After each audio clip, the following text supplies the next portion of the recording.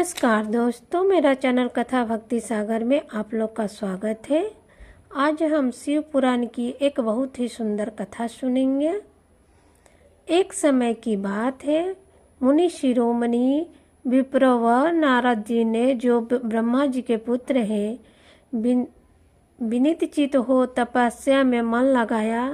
हिमालय पर्वत में कोई एक गुफा थी जो बड़ी शोभा से संपन्न दिखाई देती थी। उसके निकट देवनंदी गंगा निरंतर वेग पूर्वक बहती थी। वहाँ एक महान दिव्य आश्रम था जो नाना प्रकार की शोभा से सुशोभित था। दिव्यदर्शी नारद जी तपस्या करने के लिए उसी आश्रम में गए। उस गुफाओं को देखकर मुनिवर नारद जी बड़े प्रसन्न हुए और सुदीर्घ काल तक वहाँ तपस्या करते रहे। उनका अंतकरण शुद्ध था। वे दृढ़तापूर्वक आसन बांधकर मौन हो प्राणायाम पूर्वक समाधि में स्थित हो गए। ब्राह्मणों उन्हें वह समाधि लगाई जिसमें ब्रह्मा का साक्षात्कार करने वाला मैं ब्रह्मा हूँ यह विज्ञान प्रकट होता है। मुनिवर नारद जी जब इस प्रकार तपस्या करने लगे, उस समय यह समाचार पाकर देव इंद्र कांप उठे।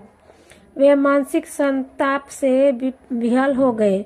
नारद मुनि मेरा राज्य लेना चाहते हैं। मन ही मन ऐसा सोचकर इंद्र ने उनकी तपस्या में विघ्न डालने के लिए प्रयत्न करने की इच्छा की। उस समय देवराज ने अपने मन से कामदेव का स्मरण किया। स्मरण करते ही कामदेव आ गए। महेंद्र ने उन्हें नारद जी की तपस्या में विघ्न डालने का आदेश दिया। यह आज्ञा पाकर कामदेव वसंत को साथ में लेकर बड़े गर्व से उस स्थान पर गए और अपना उपाय करने लगे। उन्होंने वहां शीघ्र ही अपनी सारी कलाएं रच डाली। वसंत ने भी मदमस्त होकर अपना प्रभाव अनेक प्रकार से प्रकट किया। मुनिवरों, कामदेव और वसंत के अथक प्रयत्न करने पर भी नारद मुनि के चित्त में विकार नहीं उत्पन्न हुआ। महादेव जी के अनुग्रह से उस दोनों का गर्भ चूर चूर हो गया। सोने आदि महर्षियों, ऐसा होने में जो कारण था उसे आदर पूर्वक सुनो। महादेव जी की कृपा से ही नारद मुनि पर कामदेव का कोई प्रभाव नहीं पड़ा। पहले उसी आश्रम में काम शत्रु भगवान शिव ने उत्तम तपस्या की थी और वहीं अपने मुनियों की तपस्या का नाश करने वाले कामदेव को शीघ्र ही भस्म कर डाला था। उस समय ऋतिके ने कामदेव को पुनः जीवित करने के लिए देवताओं से प्रार्थना की। तब देवताओं ने समस्त लोकों का कल्याण करने वाले भगवान शंकर से याचना की।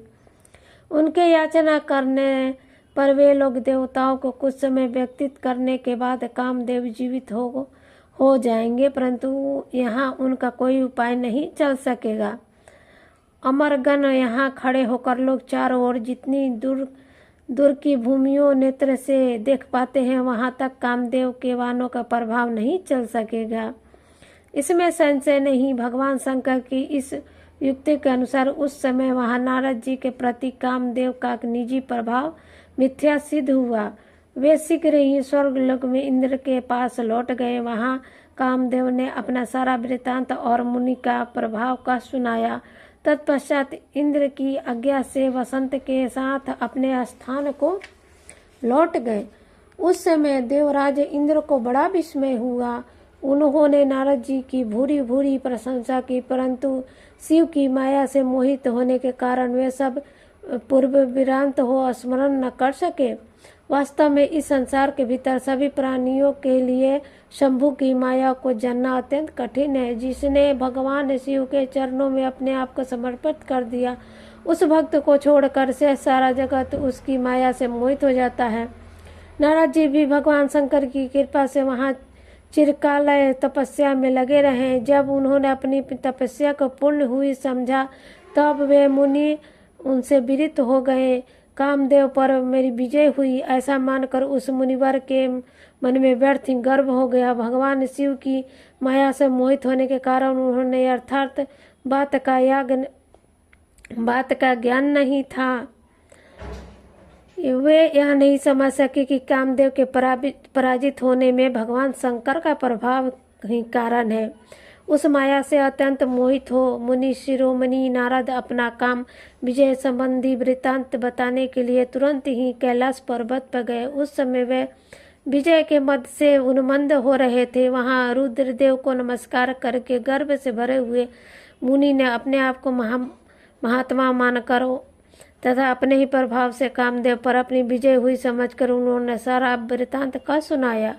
वह सब सुनकर भक्त वत्सल भगवान शंकर ने नारद जी से, जो अपनी ही माया से मोहित होने के कारण काम विजय के यथार्थ कारणों को नहीं जानते थे और अपने विवेकों को खो बैठे थे, कहा। रुद्र बोले, तात नारद, तुम बड़े विद्वान हो, धन्यवाद के पात्र हो, परंतु मेरे यह बात धन्यवाद देकर सुनो, ध्यान देकर सुनो। आप अब से फिर कभी ऐसी बात भी न करना, विशेष भगवान विष्णु के सामने इसकी चर्चा कदापि न करना। तुमने मुझसे अपना जो वृत्तांत बताया उसे पूछने पर भी दूसरों को सामने नहीं बताना।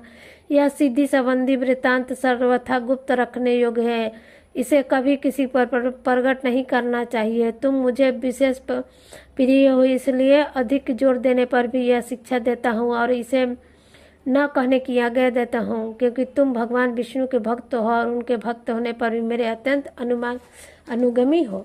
इस प्रकार बहुत कुछ कहकर संसार की सृष्टि करने वाले भगवान रुद्र ने नारद जी को शिक्षा दी।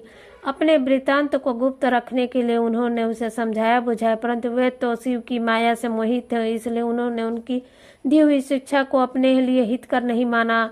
तदुपरांत मुनि शिरोमणि नारद ब्रह्मा लोक में गए। वहां ब्रह्मा जी को नमस्कार करके उन्होंने कहा, पिताजी, मैं अपने तपोबल से कामदेव को जीत लिया हूँ। उनकी यह बात सुनकर ब्रह्मा जी भगवान शिव के चरण बिंदु को चिंतन किया और सारा स्मरण जानकर अपने पुत्र को यह सब कहने से मना कर दिया।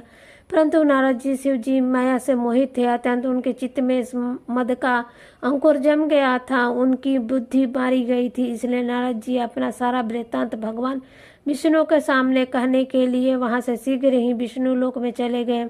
नारद मुनि को आते देख भगवान विष्णु बड़े आदर से उठे और शीघ्र ही आगे बढ़कर उन्होंने मुनियों को हृदय से लगा लिया।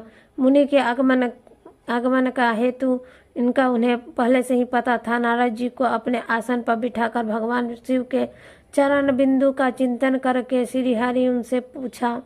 भगवान विष्णु बोले, तात, कहाँ से आए हो? यहाँ किस लिए तुम्हारा आगमन हुआ है? मुनि श्रेष्ठ, तुम धन्य हो, तुम्हारे शुभ आगमन से मैं पवित्र हो गए। भगवान विष्णु यह वचन सुनकर गर्व से भरे हुए नारद मुनि जी से मंद से मोहित होकर अपना सारा वृत्तांत बड़े अभिमान से साथ कह सुनाया। नारद मुनि यह अहंकार युक्त वचन सुनकर मन ही मन भगवान विष्णु ने उनकी काम विजय के अर्थात कारणों को पूर्ण रूप से जान लिया। तत्पश्चात विष्णु भगवान बोले, मुनि श्रेष्ठ, तुम धन्य हो, तुम्हारी तपस्या तो भंडार ही हो, तुम्हारा हृदय भी बड़ा उदार है। मुनि जिसके भीतर भक्ति ज्ञान और वैराग्य नहीं होते, उसी के उसमें समस्त दुखों को देने वाले काम मोह आदि विकार शीघ्र उत्पन्न होते हैं। तुम तो नैविष्ट ब्रह्मचारी हो, सदा ज्ञान वैराग्य से युक्त रहते हो, फिर तुम्हें काम विकार कैसे आ सकते हैं? तुम तो उससे भी निर्विकार तथा शुद्ध बुद्धि वाले हो। श्री हरि की कही हुई ऐसी बहुत सी बातें सुनकर मुनि शिरोमणि नारद जो जोर जोर से हंसने लगे और मन ही मन भगवान को प्रणाम करके इस प्रकार बोले।